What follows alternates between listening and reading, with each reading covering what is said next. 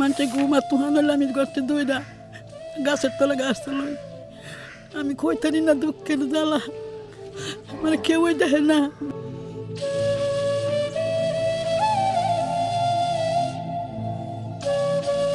একটি মানবিক কাজের জন্য মশুয়া ৩ নং ওয়ার্ডের রোয়াডুবির পাড় এলাকায় আসছি। বিসমিল্লাহির রহমানির রহিম। মানবিক কঠিয়াদি গড়ার লক্ষ্যে আপনাদের সবাইকে সাথে নিয়ে আমরা যে কাজটা শুরু করছি, আপনারা সবাই আমাদেরকে সম্মতি দিচ্ছেন এবং এগিয়ে যাওয়ার জন্য অনুমতি দিচ্ছেন। সেই লক্ষ্যে আমরা চলে আসছি আজকে মশুয়া।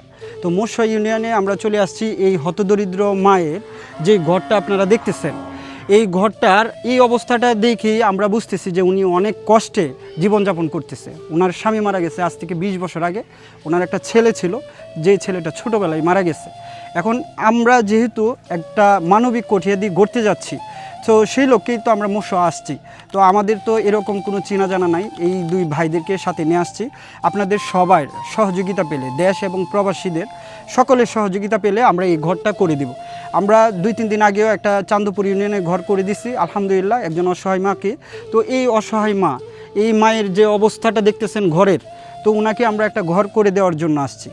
দেশ এবং প্রবাস থেকে যে যেখান থেকে ভিডিওটা দেখতেছেন সবাই শেয়ার করবেন এবং স্ক্রিনে একটা বিকাশ নাম্বার দিয়ে দিচ্ছি, এই নাম্বারে যোগাযোগ এবং যার যেমন তৌফিকে কুলাই সহযোগিতার হাত বাড়িয়ে দিবেন।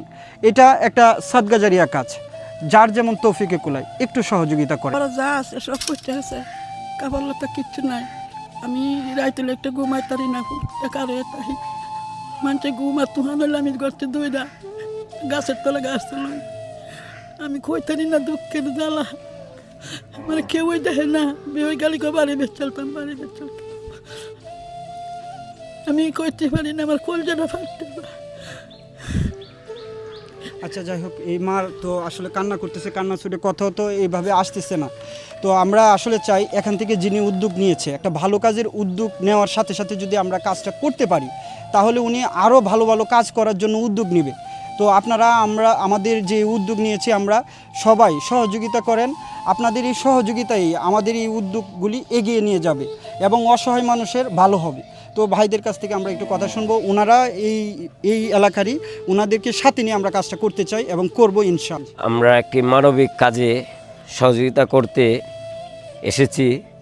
আমাদের এই মশুয়ার ওনার বাড়ি এবং আমাদের 3 নং ওয়ার্ডের উনি বাসিন্দা, কিন্তু ইনি এত নিম্নভাবে বসবাস করছে যা আমরা কল্পনা করতে পারি না। এই ভাইদের যেভাবে ওনারা খোঁজখবর পেয়েছেন সেই বিদায় ওরা আমাদের কাছে এসেছেন, সহযোগিতার হাত বাড়াবো এবং আপনারা যারা আছেন সবাই মিলে যদি আমরা হাত বাড়াই তাহলে একদিন এই মা একটি সুন্দর একটি পরিবেশে বসবাস করতে পারবে ইনশাআল্লাহ। আলহামদুলিল্লাহ, আজকে আমরা একটি মানবিক কাজের জন্য মশুয়া 3 নং ওয়ার্ডের রোয়াডুবির পাড় এলাকায় আসছি। এই ভাই এরকম মানবিক কাজ করে থাকেন, এই জন্য আমি সবার কাছে এই মার জন্য একটি ঘরের জন্য সবার কাছে এই প্রবাসী যারা আছেন সবাই যদি একটু সহযোগিতা করেন তাহলে এরকম কাজ করতে আসলে সহজ হয়। আপনাদের সহযোগিতায় এরকম অসহায় হতদরিদ্র এই মানুষগুলি একটু শান্তিতে বসবাস করতে পারবে। সবার কাছে সহযোগিতা চাই। ধন্যবাদ সবাইকে।